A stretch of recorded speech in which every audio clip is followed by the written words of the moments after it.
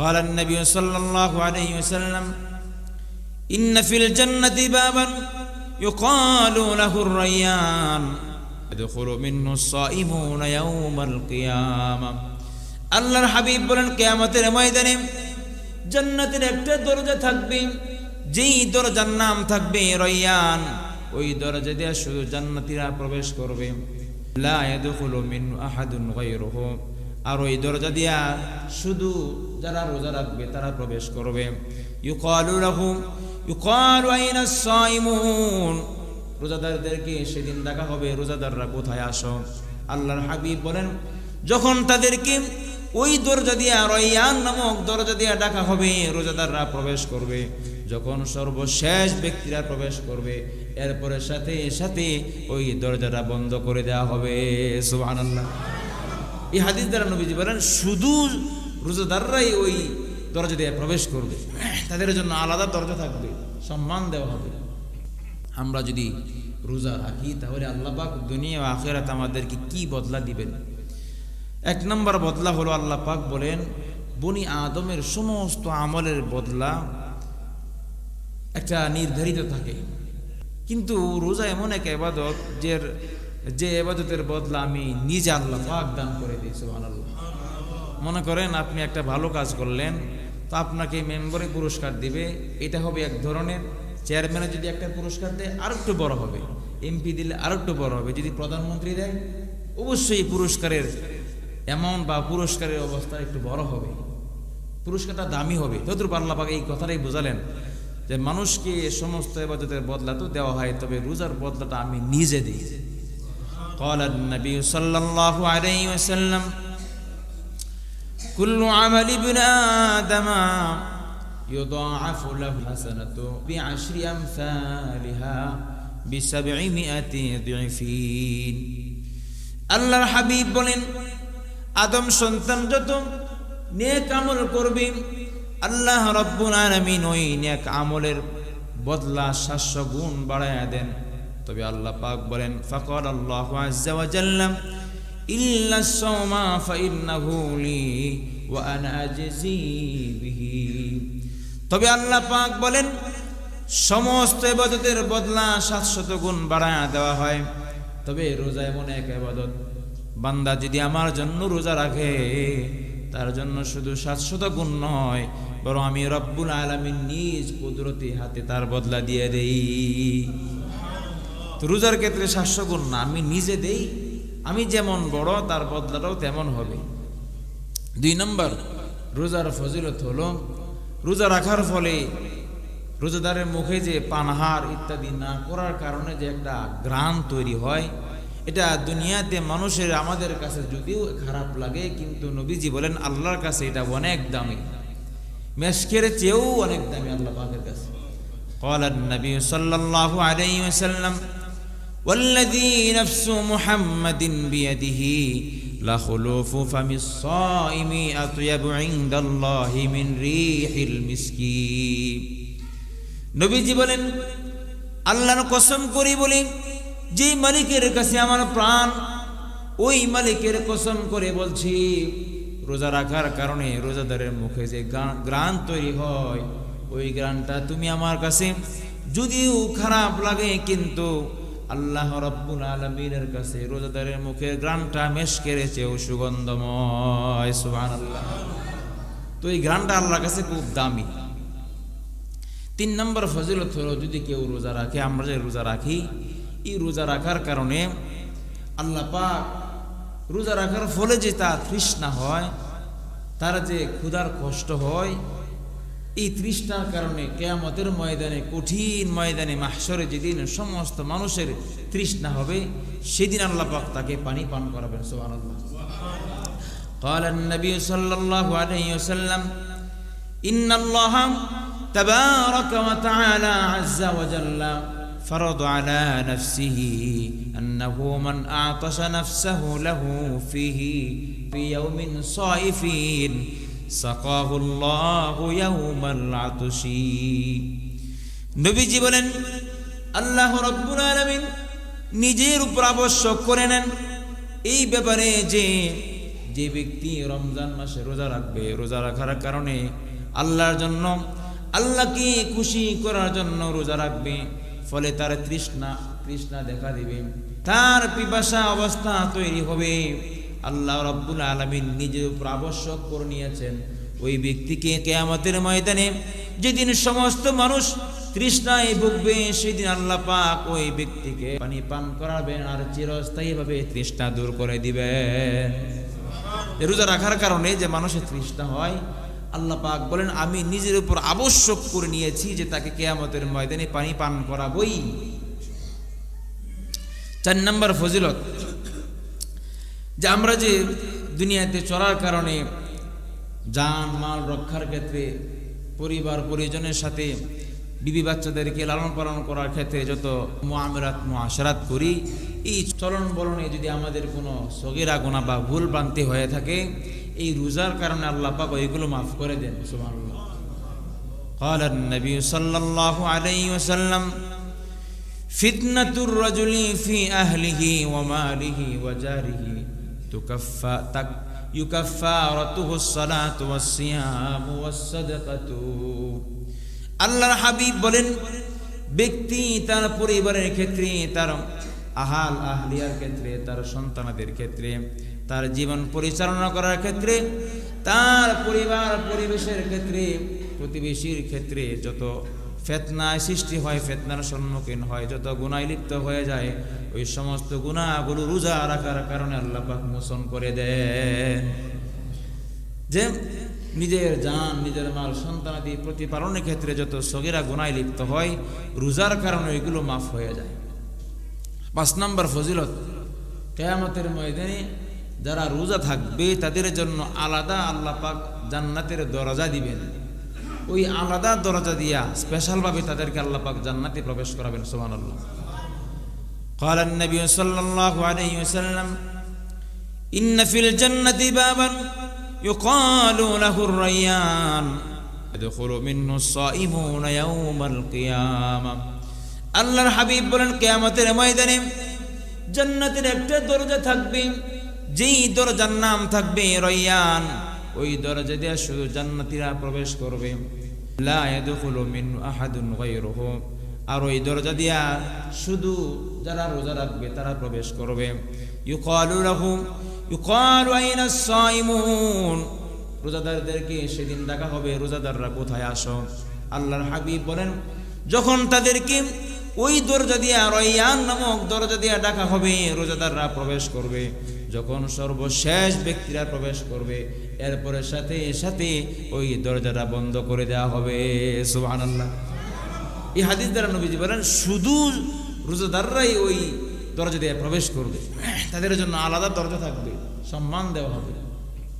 6 নম্বর ফজিলত, রোজা রাখার ফলে আপনি আমি রোজা রাখি নিজেকে কষ্ট দিচ্ছি, পানাহার থেকে মুক্ত রাখছি, আল্লাহ পাক কিয়ামতের ময়দানে জাহান্নাম থেকে আপনাকে মুক্ত রাখবেন। সুবহানাল্লাহ। قال النبي صلى الله عليه وسلم الصيام جنة من النار كجنة أحدكم من القتال। আল্লাহর হাবিব বলেন, যুদ্ধের ময়দানে তোমরা যেমন ভাবে ডাল ব্যবহার করে প্রতিপক্ষের আঘাত থেকে নিজেকে রক্ষা করো, রোজাও তেমনি একটা বিধান। যে ব্যক্তি রোজা রাখবে সে যেন জাহান্নাম থেকে বাঁচার জন্য ডাল অর্জন করে ফেলেছে। সুবহানাল্লাহ। রোজা আপনাকে জাহান্নাম থেকে বাঁচায় দিবে। 7 নম্বর ফজিলত, কেউ যদি রোজা রাখে আল্লাহর জন্য, একদিন রোজা রাখলেন মানে আপনি আর জাহান্নামের মাঝখানে 700 বছর অতিক্রম করলে যতটুকু দূরত্ব তৈরি হয়, ততটুকু দূরত্ব ফারাক তৈরি হয়ে যাবে। সুবহানাল্লাহ। قال النبي صلى الله عليه وسلم من صام يوما في سبيل الله بعد الله وجهه عن النار 70 خريفا। আল্লাহর হাবিব বলেন, কেউ যদি আল্লাহকে সন্তুষ্ট করার জন্য একদিন রোজা রাখে, তাহলে ওই ব্যক্তি আর জাহান্নামের ভিতরে 700 বছর অতিক্রম করলে যতটুকু দূরত্ব তৈরি হয়, সেই পরিমাণ দূরত্ব আল্লাহ রাব্বুল আলামিন তৈরি করে দিবেন। সুবহানাল্লাহ। জোরে কর না। আল্লাহ পাক একদিন রোজা রাখার ফলে জাহান্নাম থেকে আপনার এত দূরত্ব তৈরি করে দিবেন, মানে জান্নাতের নিকটবর্তী করে দিবেন। যাই হোক, আমরা আরও অনেক ফায়দা আছে, সেদিকে যাচ্ছি না। এবার আসুন, এই রমজান 3 নম্বর আলোচনা বিষয়বস্তু ছিল আমরা রমজানে কোন কোন আমল বেশি করব। রমজানের প্রধান 2টা আমল হলো 1 এবং 2 রোজা এবং কিয়ামুল লাইল তারাবি পড়া। ক্বালা নবী সাল্লাল্লাহু আলাইহি ওয়াসাল্লাম মান সামা রমাদানা ঈমানান ওয়া ইহতিসাবান গুফিরা লাহু মা তাকদ্দামা মিন যামবিহি। আল্লাহর হাবিব বলেন, কেউ যদি রমজানের রোজাগুলো ফুলভাবে আদায় করে, পরিপূর্ণভাবে আদায় করে, আল্লাহ রাব্বুল আলামিন তার জিন্দেগীর গুনাহগুলো মাফ করে দিবেন। সুবহানাল্লাহ, আরো জোরে পড়েন সুবহানাল্লাহ। 2 নম্বর আমল হলো নবীজি বলেন কিয়ামুল লাইল তথা তারাবির নামাজ আদায় করা। আল্লাহর হাবিব বলেন ইন্নাল্লাহা তাবারাকা ওয়া তাআলা ফারাদা আলাইকুম সিয়াম রমাদান। আল্লাহ রাব্বুল আলামিন তোমাদের উপর রমজানের রোজাগুলো ফরজ করেছেন, আর আমি তোমাদের নবী হইয়া ওয়া ইন্নী সানানতু লাকুম কিয়ামাহু, আর আমি তোমাদের নবী হিসাবে রাতের নফল নামাজ তথা কিয়ামুল লাইল তারাবির নামাজকে সুন্নত করেছি।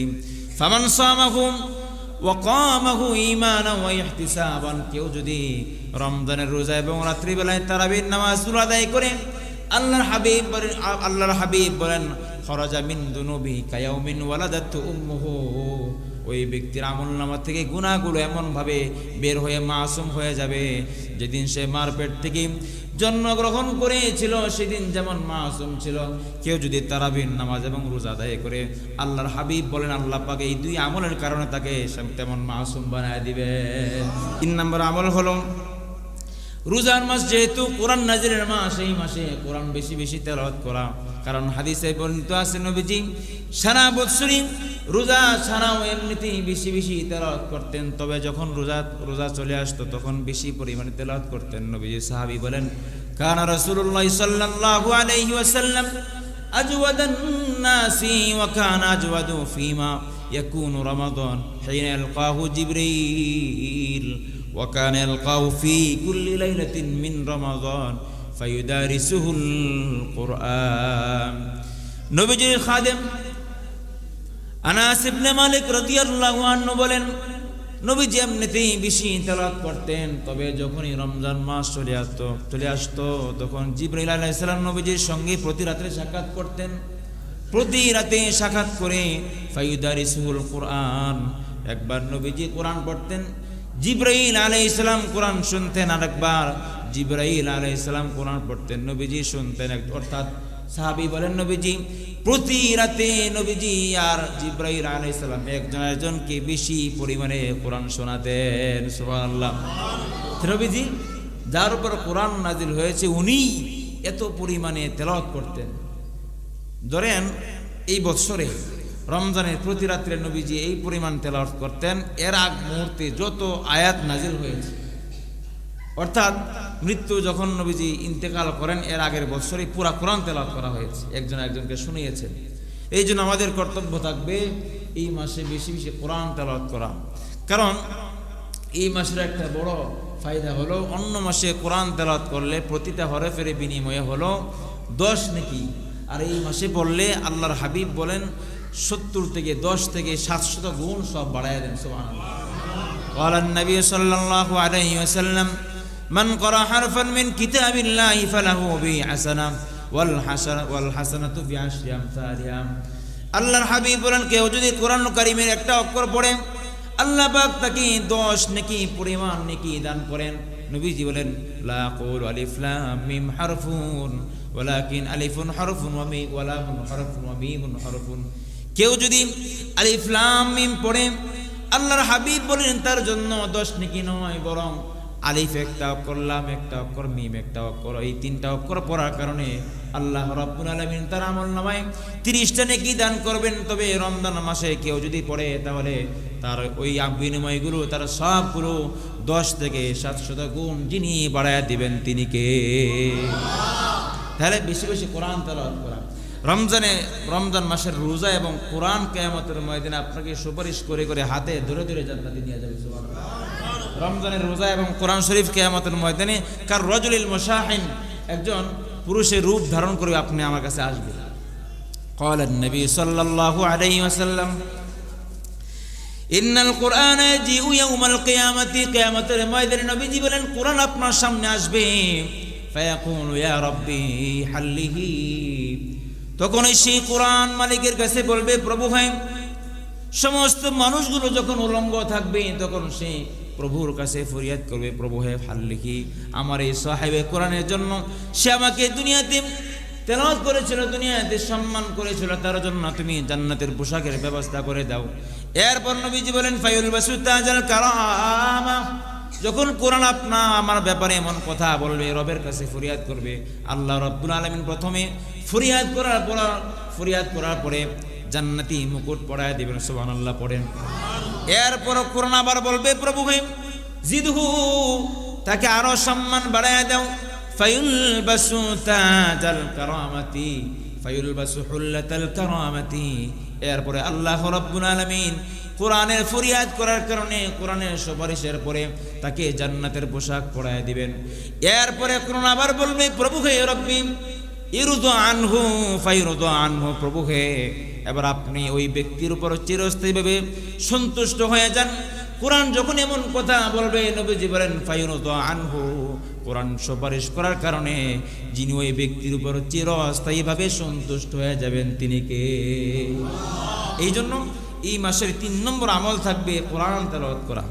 4 নম্বর আমল হলো দান সদকা করা, আমি হাদিস বলছি না। 5 নম্বর আমল হলো নিজে তো ইফতারি করবোই, অন্যকে ইফতারি করা। নবীজি বলেন ক্বালান নবী সাল্লাল্লাহু আলাইহি ওয়াসাল্লাম মান ফাত্তারা সাইমান কানা লাহু মিথলু আজরি সাইমি গায়রা আন্নাহু লা ইয়ানকুসু মিন আজরি সাইমি শাইআন। আল্লাহর হাবিব বলেন, কেউ যদি রমজান মাসে কোন একজন রোজাদারকে ইফতারি করায়, তাহলে ওই রোজাদার যে পরিমাণ সওয়াব পাবে, আপনি শুধু ইফতারি করার কারণে সেই পরিমাণ সওয়াব আল্লাহ আপনার আমলনামায় দিয়ে দিবে। কালকে একজনে বলতেছে যে হুজুর প্রথম রোজা তো একজনের দাওয়াত দিছে, তো আমি তার দাওয়াত খাওয়ার আগে আমি নিজের ঘর থেকে পানি খেয়ে গেছি। আমি কেন কয়, প্রথম রোজা সবটাই তারে দিয়া দিমু? নবী বলেন ক্বালান নবী সাল্লাল্লাহু আলাইহি ওয়াসাল্লাম গায়রা আন্নাহু লা ইয়ানকুসু মিন আজরি সাইমি শাইআন।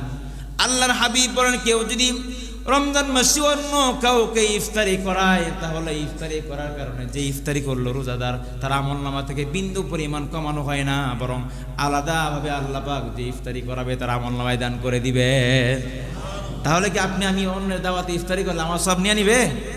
লা ইয়ানকুসু মিনহু শাইআন মিন আজরি সাইমি, রোজাদারের আমলনামা থেকে বিন্দু মাত্রও কমবে না। তো সম্মানিত হাজিরিন, আরও অনেক আমল আছে, বিশেষ করে নফল ইবাদত করা। সুবহানাল্লাহ, আলহামদুলিল্লাহ। রমজান মাসে বেশি বেশি পড়া। আল্লাহ আমাদের সকলকেই যে সমস্ত আমলের কথা বললাম, সকলকে এই আমলগুলো করে রমজানের সমস্ত বারাকা ফাজাইল অর্জন করা তৌফিক দান করুন।